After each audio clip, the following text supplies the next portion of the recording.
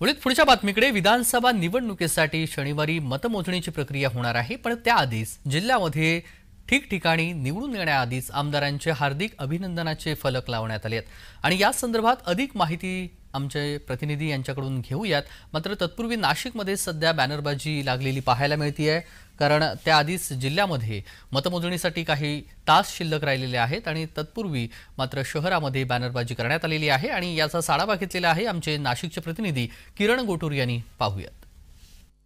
उद्या विधानसभा निवडणुकीसाठी मतमोजणीची प्रक्रिया ही पार पडणार आहे, पण त्याआधीच नाशिक जिल्ह्यामध्ये वेगवेगळ्या मतदारसंघात भावी आमदार म्हणून हे बोर्ड लावण्यात आल्याचं आपल्याला बघायला मिळतोय। नाशिक मध्य मतदारसंघात देव्यानी फरांदे यांच्या संदर्भात हे बोर्ड इथे लावण्यात आलेलं आहे। सलग तिसऱ्यांदा आमदार पदी निवड झाल्याबद्दल अभिनंदन अशा पद्धतीचं हे बॅनर आहे। फक्त याच मतदारसंघात नव्हे तर देवळाली, सिन्नर अशा वेगवेगळ्या या मतदारसंघामध्ये मतमोजणी ज्या होण्याच्या आधीच आमदारांच्या अभिनंदनाचे बोर्ड हे लावण्यात आल्याने एकच चर्चेचा विषय बनलेला आहे। आपल्याला माहिती आहे की अत्यंत अटीतटीची लढाई ही या नाशिक जिल्ह्यामध्ये झालेली आहे। अनेक दिग्गज नेते या निवडणुकीच्या मैदानात होते। या सगळ्या संदर्भात मतदानाची सुद्धा प्रक्रिया पार पडलेली आहे। 68% इतका मतदान जो आहे तो नाशिक जिल्ह्यामध्ये झालेला आहे। 8 ते 9% हे मतदान जे आहे ते महिलांचं विशेष करून वाढलेलं आहे। त्यामुळे या संपूर्ण मतमोजणीकडे जिल्ह्याचं लक्ष आहे आणि त्याआधीच अशा पद्धतीचे बॅनर्स जे आहेत ते नाशिक जिल्ह्यामध्ये लावण्यात आलेले आहेत। देव्यानी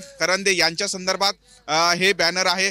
सलग तिसऱ्यांदा आमदार पदी निवड झाल्याबद्दल हार्दिक अभिनंदन एक अशा पद्धतीचं बॅनर जे आहे ते इथे लावण्यात आलेलं आहे। कार्यकर्त्यांकडनं हे बॅनर्स हे नाशिक जिल्ह्यातील वेगवेगळ्या मतदारसंघामध्ये अशा पद्धतीचं लावण्यात आल्याचं आपल्याला बघायला मिळतं। किरण गोटूर, जय महाराष्ट्र न्यूज, नाशिक।